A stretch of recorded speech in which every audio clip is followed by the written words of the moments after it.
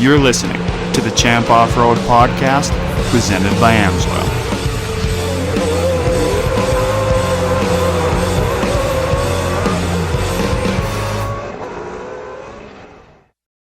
Welcome, everyone, to episode 7 of the Champ Off-Road Podcast, presented by Amsoil.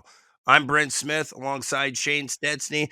We're going to cover a lot of racing action, especially coming off of Crandon, Cheyne. Man, what a weekend that was. Yeah, it was nice to take a week off from doing the podcast and kind of figuratively catch our breath a little bit. It was a very wild weekend. And of course, we remember all the carnage that happened in turn one. We'll talk to two of the guys involved in that carnage later on this podcast. But the way that this season is setting up, Brent, some of these classes are going to be very exciting, and they're going to come right down to the wire. I'm thinking about Pro 2, already 3 different winners through the 4 rounds, and Pro Spec, even though there's only 4 trucks, the parity in that class is insane.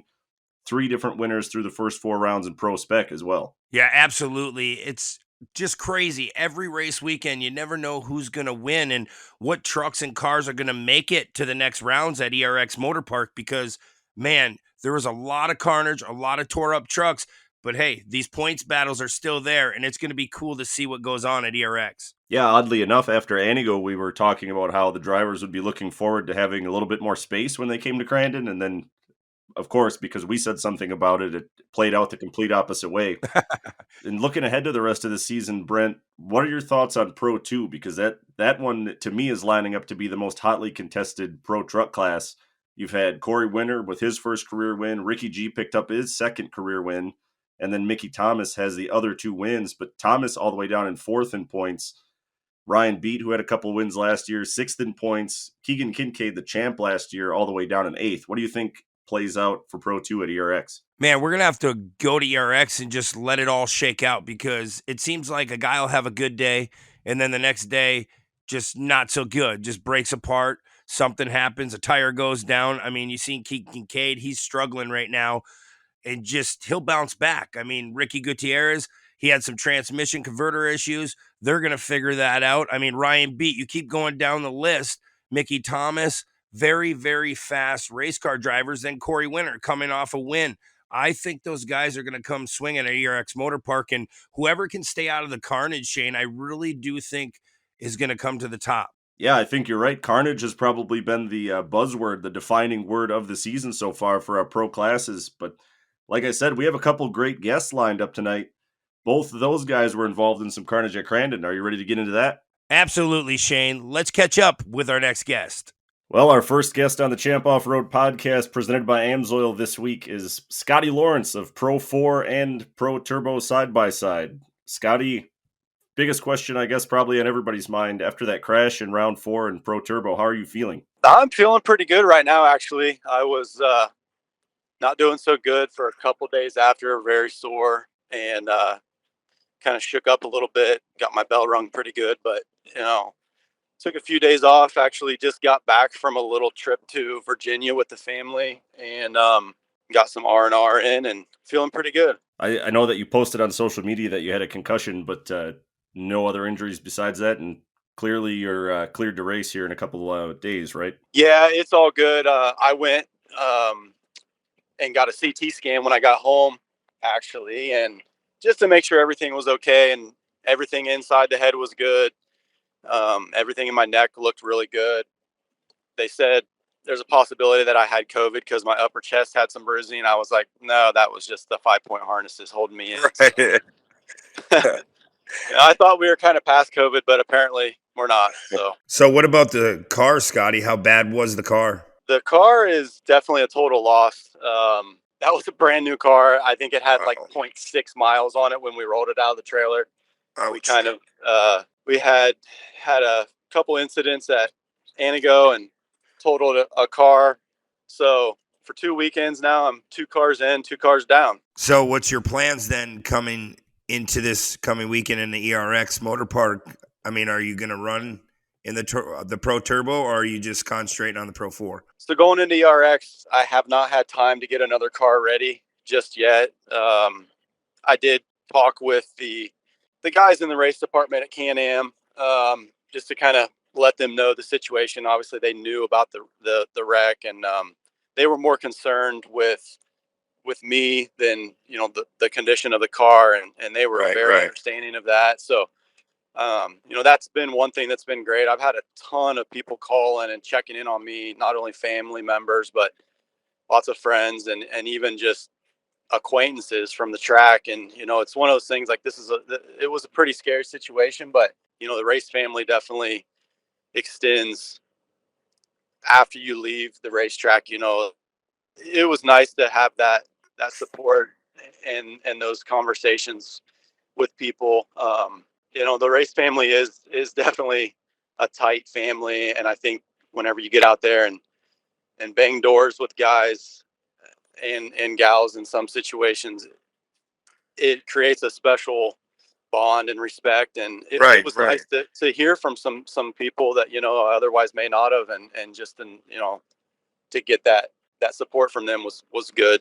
So, but yeah, as far as the car goes, I just didn't have time to get something done, and definitely going to concentrate on the Pro 4. I wasn't even sure I was going to be able to drive, but after the CT scan came back clear and they said everything was good, then I started making a few phone calls, and we got a practice session scheduled for tomorrow, actually, which would be Thursday up at Lena. So I'm anxious to get in the truck and get some more seat time for sure. How gnarly was that crash? Yeah, what was it like from the driver's seat? From the driver's seat, it's one of those things where at first when it happens, you always think, oh, maybe I'll be able to save this, or maybe it'll land and then everything will be good. But pretty quickly into it, I realized that it wasn't going to be good. And it's no secret that land rush start is the most dangerous start that we have in short course. And honestly, you could argue that it's probably the most dangerous start in all of motorsports, really. I mean, even compared to like a full gate of 40 bikes in moto, that's something that those guys do every time they hit the track. And, compared to us in the cars, we're used to lining up 2x2 and rolling start. And so the land rush definitely throws a different aspect into the starts there. And there's always the chance that something could go south, and it just happened to in that situation. The biggest thing I remember is the back of the car stepping out really hard, and it was not normal, so I knew that somebody had kind of gotten to the back of me a little bit. Mm-hmm. And then when the car bit and then it kind of went up, the first impact was pretty bad. I think there's a good video of the side shot that another car actually got into me. I mean, he was hard on his brakes. It was a friend of mine, a really good friend of my main guy, Jeb, who works on my cars, Kyle Olson. You can see in the video, the front of his car really dives hard. He's trying to get on the binders, but still hit me, and it kind of accelerated the car. So it just started rolling more. And I just remember thinking, when am I ever going to start rolling or stop rolling? And then it didn't stop after about 4 rolls. I never lost consciousness. And I just remembered thinking like, man, I need to get myself contained. And so I just reached down. I held onto my harnesses as tight as I could. I was along for the ride at that point, basically, completely out of my control. And I remember there right before it kind of stopped rolling, I thought, man, people must just be hitting me because it's dusty.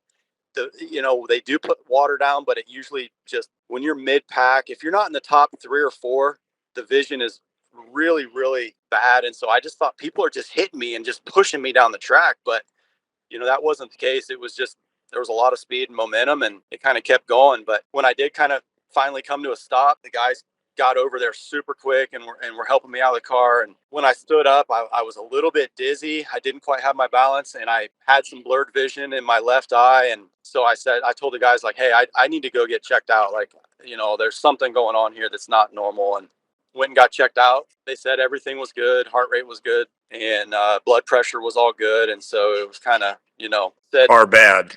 take couple aspirin and call me in the morning, So, but yeah, the car was it's pretty bad. I haven't really put any pictures up or anything.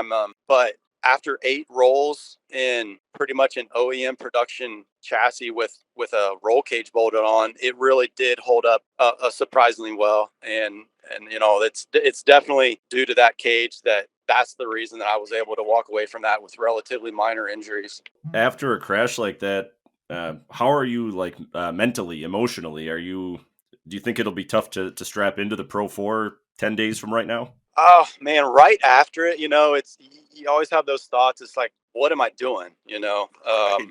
You kind of question your sanity slightly. I was really thankful to have my guys get me home, and we drove through the night, which we do a lot of times after the race anyway. We come from pretty far away. We're in Ohio, so we've got a anywhere from 10 to 14-hour drive anytime we come race a champ off-road race. So we like to get back. And so a lot of times, this year I've had Travis Pointer with me, who actually builds my cages for me. But he's been spotting for me this year as well. And then Jeb, who wrenches on my cars at the shop and at the track. We usually split driving duties. It's not too bad to drive 3 or 4 hours and then get some sleep. And then it just helps be able to get home and kind of get a day of rest and then get back at it again. But they got me home. I was able to see my family, and my wife was obviously pretty shook up. She wasn't actually able to watch the race, and so she didn't see it, but she just started getting text messages asking about me, and then obviously she's trying to get a hold of people at the track. That's probably 10 times as scary for her not being there, and all of a sudden Right. her phone's blowing up like that. Yeah, definitely. She was actually glad that she didn't watch it because, after I went and got checked out, I was kind of missing. Nobody really knew where I was for a little bit. So she said that would have been terrible, basically waiting in limbo to hear what's going on. So, I mean, it worked out for the best in the situation, but I was just glad to get home and see my kids and the wife and really be thankful for what we had. But as far as getting back in the truck, I mean, I took Monday off. I actually took Tuesday off as well. And Wednesday went into work a little bit, was still, man, super sore. Got some pretty serious bruises. It was just nice to be able to take a few days off. But that competitive nature that I feel like if you're going to race short course, especially at, the Pro Turbo and Pro 4 level, you've got to have this drive to compete. Yeah, I've always had it. And the desire to go out and try to compete against the best guys that you can and see how you stack up at the end of the day is just something that I don't know if I'll ever really shake it. I can't wait to get in the truck. I really can't. And I can't wait to get another car built and get out there and try to get back in and mix it up. So let's talk about Pro 4 a little bit, because a couple hours before you were rolling through turn 1 in the turbo car, it looked like on your way to a podium in round 4 in Pro 4. Do you feel like you're starting to build some momentum there too? Well, it's hard to tell. Pro 4 is one of those classes where the attrition rate is so high that if you can be smooth and consistent and just survive to the end of the race, I feel like you really almost anybody that gets in that class has a shot at the podium. I mean, it's the top level of our sport, and I feel like every guy out there has a shot at the podium. I mean, there's certain guys that you just expect to be there every time you're on the track.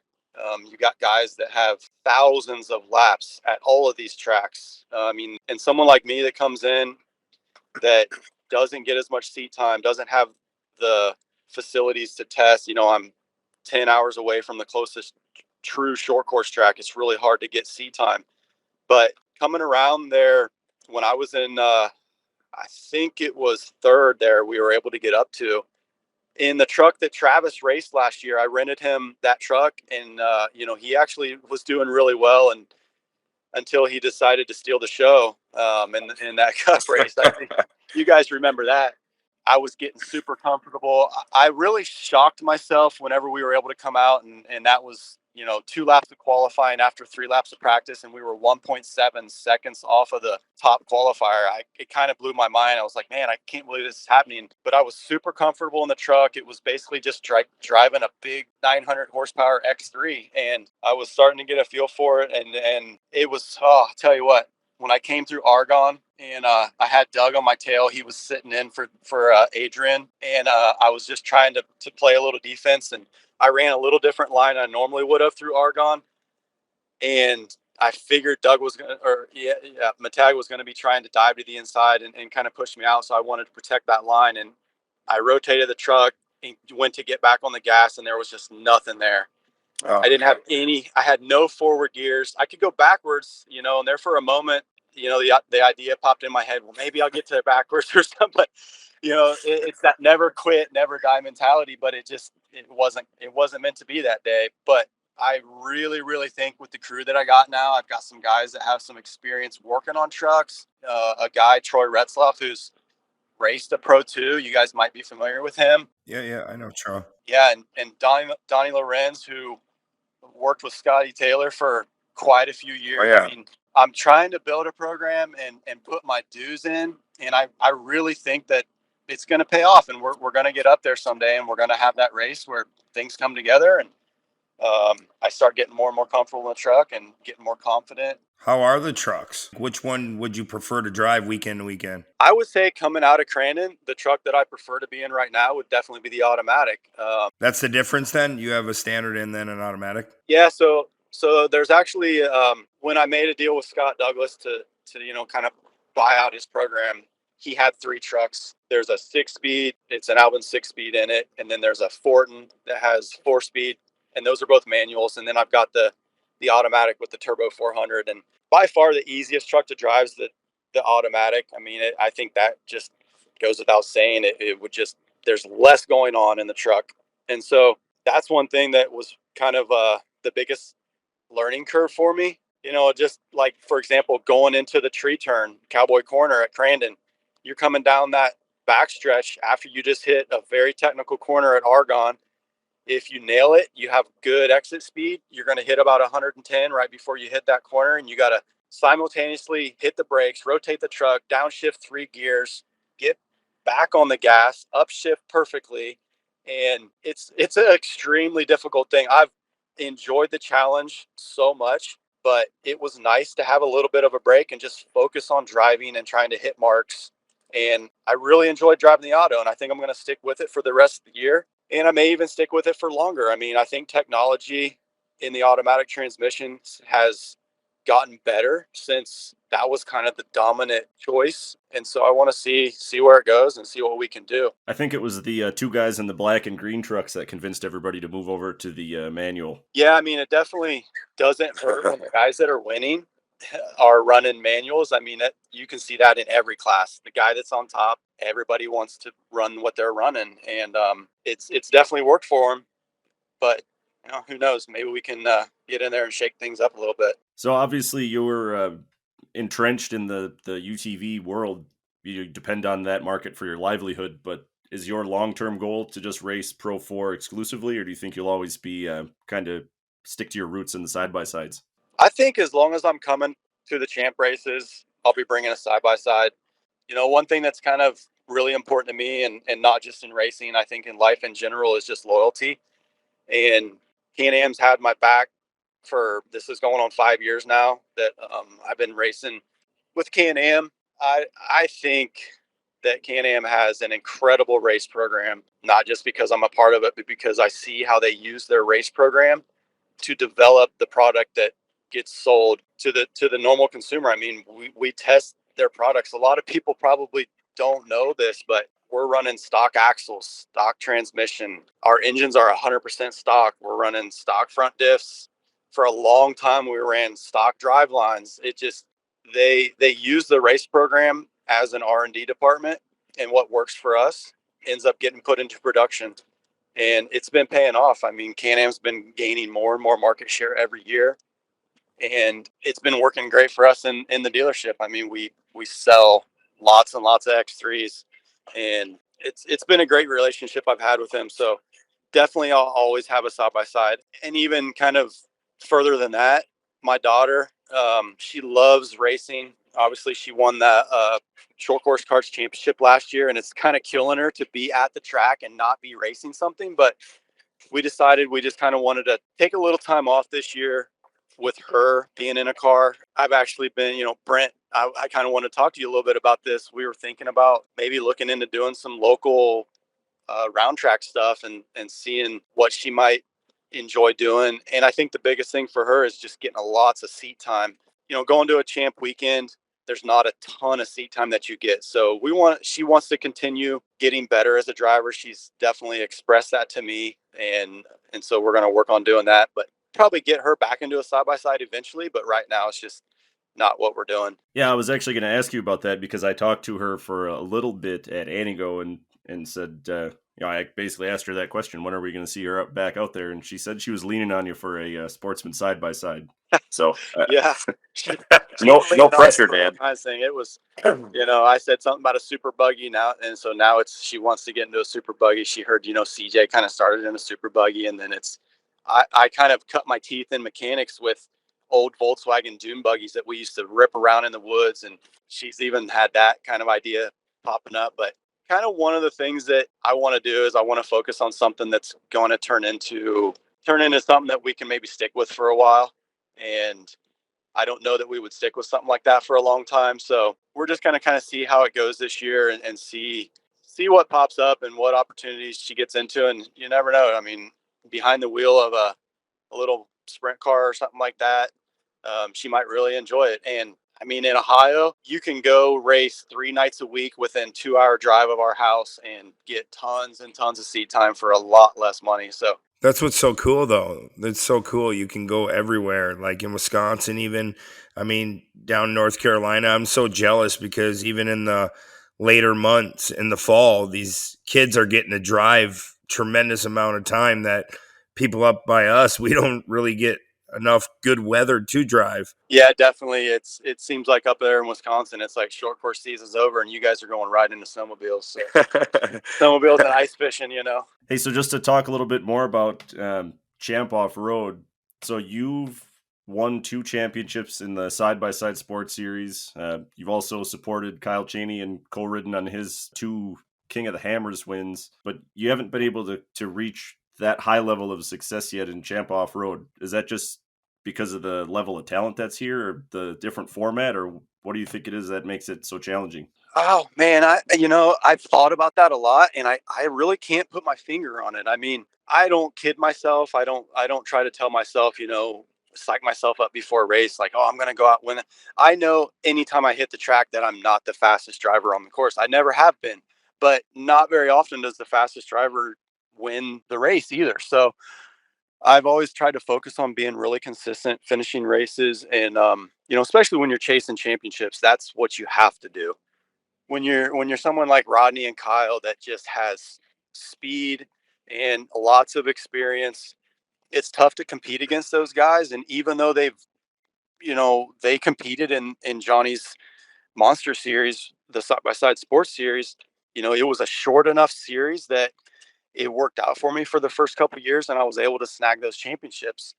And I think the biggest thing about Champ is just the number of drivers and also the depth of competition and the depth of talent. Yeah, the entries are crazy. Oh yeah, it's just kept growing and growing. It's just been extremely difficult, and not that makes me not enjoy it. I actually really enjoy that. It's one of those things where since a young age I've enjoyed competition, and every race when there's 30 drivers, there's only going to be one winner.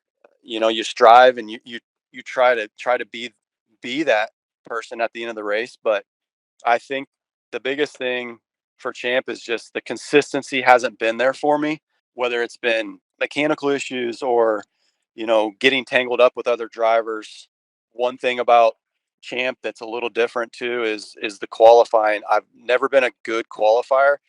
And I was really, really frustrated with myself this year at Anago because I went out and kind of treated qualifying like another practice. And when I came off the track, I felt smooth, but my time didn't really reflect it. And I was pretty upset. And so I told myself I'm going to go out at Crandon and treat qualifying like a race. And it worked. I mean, I was able to come away with second qualifier. That second heat may have been a little bit better track, but that's sometimes just how things go. And so I thought, this is going to be a good weekend. And then we had a tangle up there with the restart. I think you guys probably remember that, where another driver and I got stuck together and they did another restart. And, after talking to the driver that I got stuck together with after the race, he said that he was pushed onto me by another driver behind him. It was an interesting shakeup on that second restart. I think Robert Loire had a flat tire and he gave his position up to Jason, who was behind me. And that allowed the person that was behind Jason to move up behind me. and then he was hitting me on the restart. It was a little frustrating, to say the least. And, obviously Sunday didn't turn out the greatest, but the way that the series is growing and the car counts are going up, the field this year has been so competitive. I think this is probably the deepest pro turbo field we've ever had. And so that's super exciting to be able to race against really fast people and see how you stack up. But I think that something needs to be done about, I don't even really want to call it the rough driving, or it's almost just like the inexperience sometimes. And I think the champ came out with some qualifying rules now that's going to be, it's a step in the right direction, but I think something else needs to be done. It's something that we all got to be patient with. I mean, if we want to have a series that's big and it has the best drivers there's going to be some growing pains. And so I'm going to stick with it. Yeah, you talked about how full the fields are. I could be wrong on this, but I'm pretty sure that at Crandon, all 6 of the side-by-side classes in Champ Off-Road, from the 170s all the way up to Pro Turbo, I think each of those 6 had the most entries they've ever had for a Champ race, not counting Labor Day Crandon. Why do you think, maybe I'm wrong on this, but it seems like at least here in the Midwest, side-by-side racing is booming, still after it. I thought it would start to peak a couple of years ago. Why do you think side-by-side racing is so attractive? Is it just that it's relatively lower cost compared to, a late model or a truck program, or what do you think the draw is? Yeah, I think that a big part of it is the cost to get into it. I mean, it is compared to most. No racing is cheap by any means. It's just not an inexpensive sport. I think if somebody wants an inexpensive sport, they can take up ping pong. But Hey, those paddles can be expensive. yeah, that's true. I mean, I just kidding. I'm not a ping pong pro, so I wouldn't know. But anyway, the cost is definitely a big part of it. And I think a lot of people have side by sides, and when they see like the races are fun and they're out ripping around in the woods, and they're like, man, I could go do that. They want to give it a shot, and it is one of the most fun things you can do in a side by side, to get out there and fly around that track and throw the car into the corners, and anywhere from the 170s all the way up to the Pro Turbo class. It's just a very accessible form of motorsports racing. And it's, I guess it's probably kind of a little bit ironic me saying this, but it's very safe. Yeah, it was crazy. From our point of view, it was crazy. Like, it was nuts. We're just glad you're okay. Brent and I always say we know it's a good crash when we're already talking about it while it's still going on. There was a couple like that at Crandon. Oddly enough, our other guest on this episode is going to be one of the super stock guys that had a bad one. So yeah, I mean, that wreck, you guys definitely had plenty of time to talk about. I thought we were going to have to go to a commercial break and come back. I'm still going to be rolling. Talladega Nights. Yeah, exactly.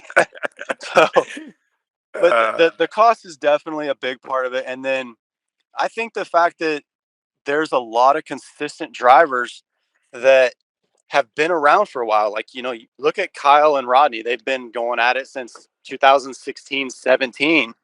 And, the way social media is, there's a lot of people that know about these guys. And if you have a chance to go compete against somebody like that, if you're a competitive person and you want to see how you stack up, you're going to jump at that chance. And so, well, for sure. Just being able to do it. And I guess that's kind of a good point that I hope Champ addresses someday is, I really feel like the next step is going to be, I think there needs to be some type of a pro card or a pro license. And I think that the next class that you're going to see is going to be like a pro-am turbo class, because right now the only class you can race in, if you've got a turbo car, is that pro turbo class. And, No step. the class is huge right now, but imagine all the people that don't want to go out there and race because they've only got a turbo car and they don't want to go stack up against somebody like Kyle that's a multi-time champion and King of Hammers champion, or Rodney who's multi-time champion and has just been around forever and is a Pro 2 driver, or CJ that has multiple Pro 4 championships, and they're super intimidated by it. I think that there would be even more drivers sign up if they had a class that they could get into and get started and get their feet wet. It's definitely, you can see the evolution of the side-by-side series, and there's a lot of series around the nation that only have side-by-sides, and they have a full weekend of racing with it. So the sport's continuing to grow. It's great for guys like me and Rodney that own power sports dealerships. And, Right. it's such a great way to be able to use your business to kind of fuel your passion and be able to go out and compete. And, this year it's been tough. I haven't been able to have my family at all the races like I normally do, just because we've had some things going on. Well, the biggest reason is because our dog just had puppies, and it's like you can't just take puppies to the racetrack. So hopefully, Come on. it would be a hit for sure. We'd have all the kids around, which with 5 kids, we got half the kids at the racetrack hanging around our pits anyway most of the time, which is amazing. I mean, it's so great to be able to get out there and see the race family. How do you find time for everything? Oh man, I don't even know sometimes. I really don't. Like, I'll just give you an example. I just left last Friday, and we went to Virginia, took a little 4-day vacation. I got up at 5:30 this morning. I was in Virginia this morning, drove home, went to the shop, did some payroll, did a little bit of housekeeping type stuff at the shop, went home, grabbed a shower, drove over to Kyle's, jumped in the truck with his mechanic, Austin, grabbed his Pro 4. Now I'm halfway to Wisconsin. We're going to get up in the morning, be at Lena practice. Then I got to turn around about 4:00, get back home. I got a meeting with my accountants on Friday. Then Keeping up, Shane? It's nonstop, but honestly, I don't think I would have it any other way. I can't just sit around and do nothing. Even on vacation, it was, 4 days, action-packed, nonstop all the time. So I'm just a busy guy. And, with 5 kids, how can you not be busy with 5 kids? And, Right. Keeping them all interested in doing stuff. And I guess it's the lifestyle I've chosen. I love every day of it. Yeah, I got a little bit out of breath just listening to that.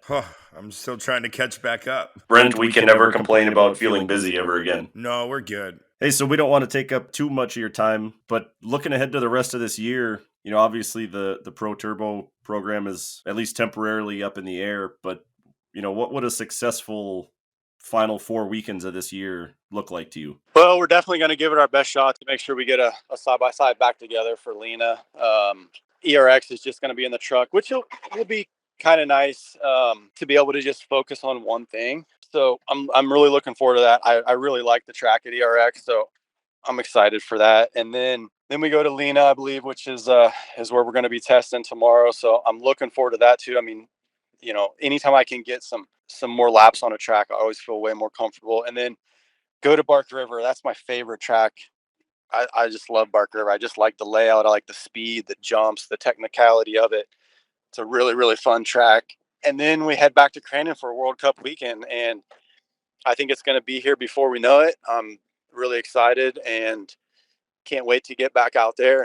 And just there's nothing like throwing a Pro 4 into the gravel pit and then just grabbing a bunch of throttle and trying to get out of there. And I guess it's one of those things I never really saw myself doing 3 years ago, but here I am. And we'll see how long I'm able to keep doing it, but definitely going to try to finish out the year strong for sure. Haven't started strong, but we're going to finish strong. Well, good luck, buddy. I hope the best for you and your team, and keep digging, dude. You're fast, and like I said, put some laps in.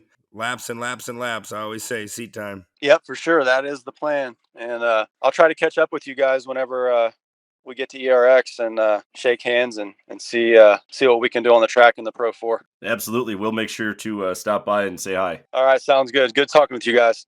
As always, we're so grateful to our presenting sponsor of this podcast, and that's AMSOIL. Remember to visit AMSOIL.com for products that protect and maximize performance in all your vehicles and motorized toys. Use the convenient AMSOIL product guides to find what you need and get fast free shipping on all orders over $100. AMSOIL, run with us. And with that, let's move on to our second guest. Well, our next guest on the Champ Off-Road podcast presented by AMSOIL is Aaron Holiday. Aaron, how's it going, buddy? Good. How are you guys doing? Good. Yeah, doing well. We both said we were kind of joking before we gave you a call that we're enjoying a little bit of a break after Crandon, but you're not getting that so much. No, we're working hard on the truck, trying to get it back together. Obviously, after the little tumble we had on Sunday. Wow, what a roller coaster weekend though that Crandon was for you. I mean, so many highs, so many lows. Now you find yourself working on the truck. I mean, what's it been like? I mean, take us through Crandon. Well, first off, we practiced on Friday. The truck felt pretty good. We did make a little bit of a rear suspension adjustment to the truck, not knowing for sure how that was going to feel, but it was a good educated guess. So we went out Saturday, ended up getting the pole with the invert, and me and Cooper came out of turn one in the front, and things just were dealt right for me, and I just raced hard and did the best I could. Sunday we went in, started 7th, front row outside, and coming into turn one, had a little bit of help coming into turn one, and ended up my left side tires caught on the berm, which took us for a little bit of a barrel roll and endo coming out of turn one, which, I mean, everybody's on their toes watching that corner. So that's what Crandon's known for, right? Yeah, absolutely. Unfortunately, after a couple of weeks ago, that's exactly what it seems to be known for. In that round 3 race on Saturday, on the original start, before it was red flagged for another driver's rollover, you pulled a hole shot, like you said. Then the race gets red flagged and you have to get back in line and restart. What's that like to finally get the Crandon hole shot and you feel great out front for 15 seconds and then it doesn't count? Yeah, I mean, that does suck. It's like, oh man, I had some ground and now they got it all back. But I mean, I'm not gonna lie, Kyle Cooper was fast. He actually was in front of me for a little while. He ended up having some body and engine issues actually, which also helped me out in my favor. But yeah, when we were re-racked and then we did a 2x2 start, I believe is what we did at that point. Mm-hmm. And yeah, no, for what that feels like, it's like I said, it's kind of like, oh, I just got some ground and fresh air on the truck. It's just always nice to have. And so then it's like, all right, hopefully I'm paying attention enough to get a good restart and do it again. Are you surprised what went on in round 3? I mean, I know you have confidence. You've been working on the truck, but to get that first podium and the first win, I mean, talk a little bit about that. I mean, I know you want to win and you've won in other forms of racing, but tell us about that first win. I mean, to be honest with you, even this week yet, it's still kind of like we're all still kind of taking it in. As a team, we're still kind of like in awe. I mean, I know our team works very hard on our truck. I mean, we have a really good maintenance program. We really work on our truck a lot, and sometimes that shows and that pays off. But coming back to that win, our team is just ecstatic over it. That's awesome. Obviously, that this is what everybody is there for, trying to do, and sometimes it takes years and years before a guy can say he won at Crandon. And this is definitely a huge thing for holiday racing as a whole. So you get that big triumphant moment, and then 24 hours later, like you said, you're rolling down the front straightaway through turn 1. First of all, were you banged up at all in that crash? I mean, I was fine. I was sore. Like Monday morning, it was terrible. My back was real sore, but other than that, no, I wasn't banged up, and everything's back to normal the way it should be. And it was terrible. Yeah, it was. I mean, obviously people have come out a lot worse, but no, my safety equipment did exactly what it was supposed to do. The truck held up great, which we built the truck ourselves here in my shop. So yeah, it's a homemade truck, and really there was no tubes or anything we have to replace on the cage or anything like that. So I was really, really pleased with that. No, I mean, talking about putting the truck back together, I mean, you said the structure of the cage and the tubes were all there, but I seen you replace some of the springs and the uppers and lowers. I mean, take us through what it took to get it back to normal.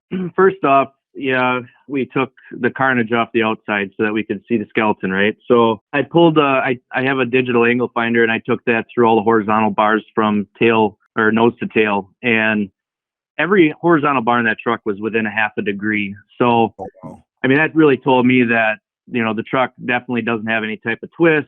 Pulled some measurements, off the stock holes from the stock frame, from corners to corners, front to rear, and everything was right there. So with that being said, the main frame, I was really happy that happened. Yeah, bumpers, whatever.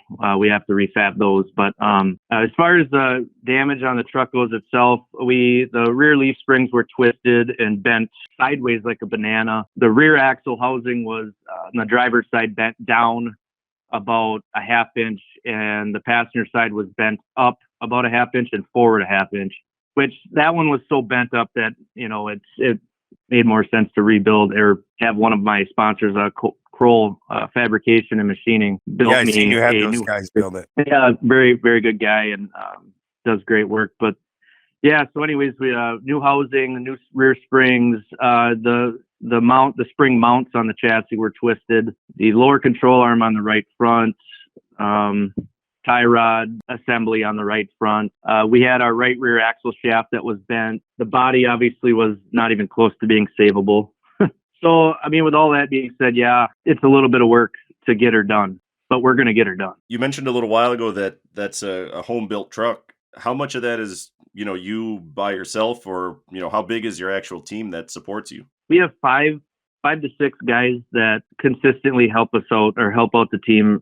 Mainly, I would have to say with the build of the truck, because we started building this truck quite a few years ago already, and with funds and not much backing or to start out, everything was coming out of my own pocket, and my dad and me pretty much built the whole chassis, but we got pointers from Nick Visser and Nick Bing, and those guys, if I had a question, they were always right there to give me a somewhat of an answer to steer me in the right direction.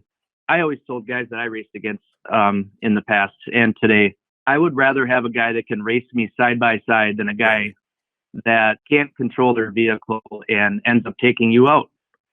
So as far as that goes, I mean, the off-road community especially, I mean, everyone's willing to help out and, I mean, loan parts, or it's just great. It's great. Yeah, it's huge. I mean, the community is awesome, and I totally agree with you.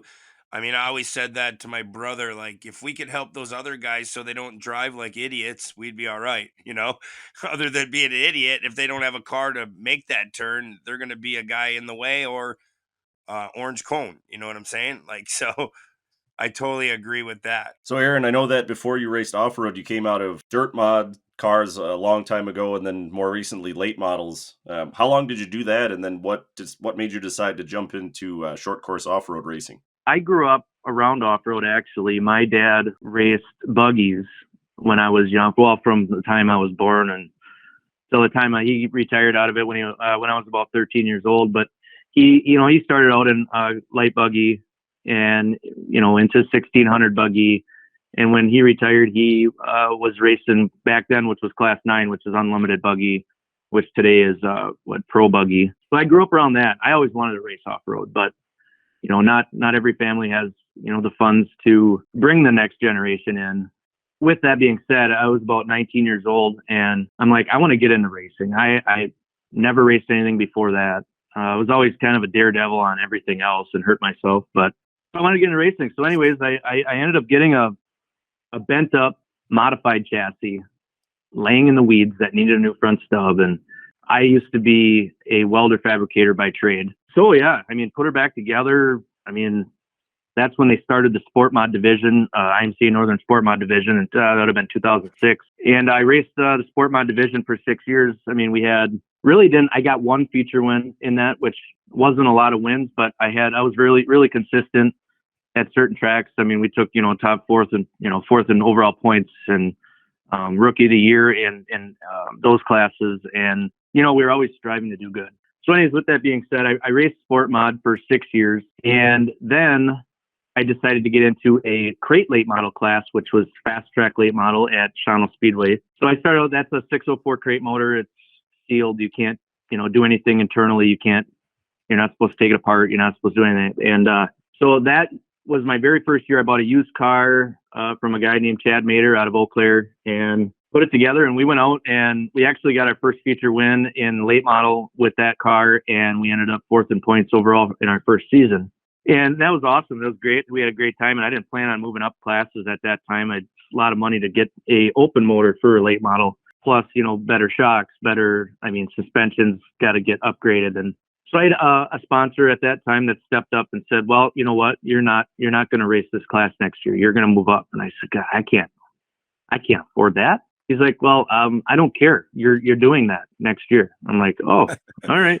He said, we'll discuss details after that. Right. So they helped me get into that area, which, there was certain circumstances that had to be done. Obviously there's always, did that. And we got into the Westsoda late model class, open motor, mean, we had rules, 362 cubic inch. You know, that little motor was pumping out 630 horsepower, and it was on alcohol. And the cars only weighed 2,300 pounds. So, I mean, it was nothing for us to hit on the straightaways at Cheyne Speedway, which is a half-mile track. I'd say 120 on the straightaways, and coming into them corners. Wow. It's a blast. I mean, it's fun. You're singing. Yeah, just singing. I mean, 9,000 RPM, you know. But yeah, it was a great time. I had a lot of fun doing that. We had every year that we did race late model, we were always in the top 10 in points. But I'd say my best finish in the open late model class was actually at Luxembourg Speedway.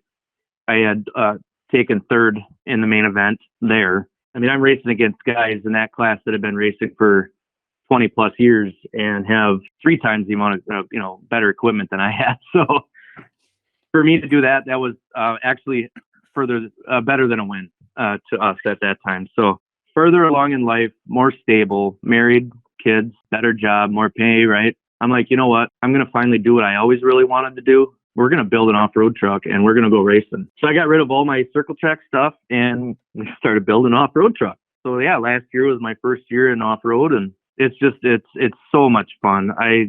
What I really like about the off-road is you don't have time to think, is the way I kind of feel. It's more of a knee-jerk reaction, and hopefully you made the right reaction, right? So, or action. And on the circle track cars, I just felt like I had too much time to think about what I'm going to do coming in the next corner and actually overanalyze it and not do it good. So off-road keeps you on your toes. Every lap is different. Every corner is different, whether it be bottom lane, top lane, middle lane, it's different every lap. And it's a challenge, and that's what I really like. Has it carried over, like your circle track experience, to the off-roads? Has it carried over at all? Yeah, I was going to ask a similar question because we like to ask that to pretty much every driver that we have on who's raced something else, but it sounds like more of what you learned just running your program carries over, just maximizing your resources, even if, the equipment is not the greatest, and, learning how to survive a season. It sounded like you lean on the experience from late models on that side of things a lot. Yeah, very true. We always, like I say, it's our team. We always, maintenance was really huge to us on our vehicles. And the more you can keep that vehicle in tip-top shape and work hard for setup. And I mean, I think setup is huge. And the motor that we have in our truck right now currently, to be honest with you, is a very small motor. It's not that I have a lot of, I don't want to say power, but we've been really, really working hard at trying to get the truck to hook up and play with different torque converters, shocks, obviously. I mean, spring adjustment. I mean, all that stuff matters so much. Ride heights, fuel cell placement. I mean, all of it. And it's just getting the right combination and to keep trying to find that next step or edge in our program. And like you said, I don't want to make do with what you got. I don't want to say if that's totally 100% correct. But as far as the driving goes, you were asking me before about the circle track transition into off-road. I do believe the driving also did transition over. And what I mean by that is if you go out on any off-road racetrack right now, they're mainly all left-hand corners. I mean, there's usually 1 or 2 right-hand corners, which I had to really get used to last year. That was like my kryptonite because I wasn't used to going right.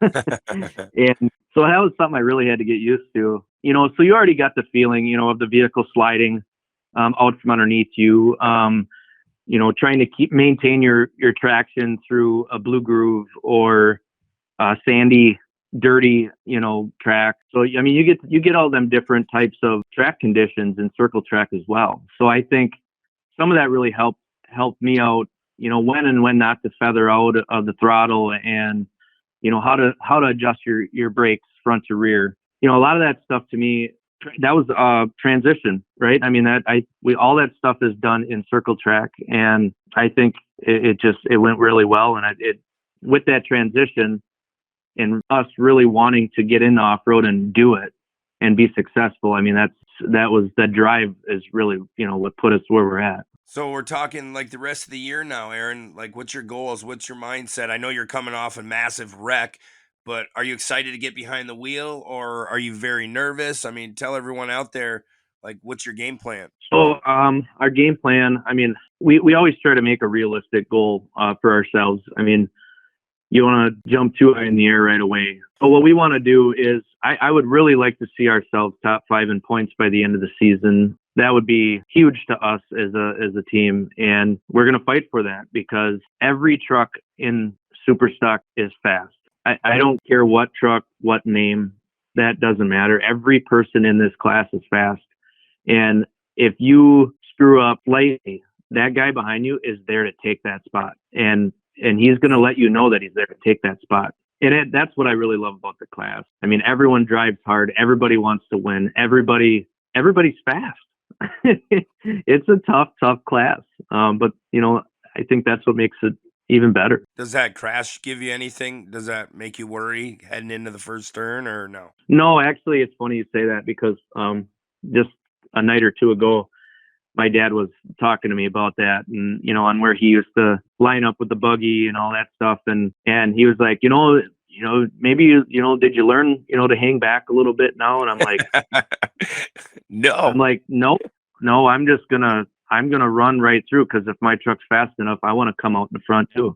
As everybody knows, if you can come out of turn 1 in the front, that's very beneficial on a track like that. And I mean, everybody is running higher speeds. It's longer straightaways. It's bigger corners. In order for you to make up some ground or time on another driver, you really got to be on your game. You got to bring your A game. Well, hey, Aaron, we really appreciate you taking some time with us. We look forward to seeing you bring your A game to ERX here in, I guess it's just over a week now. So we look forward to seeing you out there. Yeah, we can't wait. We're excited too. It's one of my favorite tracks to drive race on. We're gonna bring our A game to ERX and try hard to put ourselves back on the podium. Well, good luck, bud. I hope the best for you and get that truck done. We will for sure. Well, that wraps things up with episode 7 of the Champ Off-Road podcast presented by Amsoil. We have to thank both our guests, Aaron Holiday and Scottie Lawrence. Cheyne, man, what's up next on the podcast? Well, ERX is just about 1 week from now, so there will be one episode out next week. We'll have a guest on that one as well. We'll lay out what we can expect at ERX. And man, this summer is just flying by. It's almost time for rounds 5 and 6. Yeah, it's coming fast. I cannot wait to get to ERX Motor Park. For Shane Statezny, I'm Brent Smith. We'll see you next time.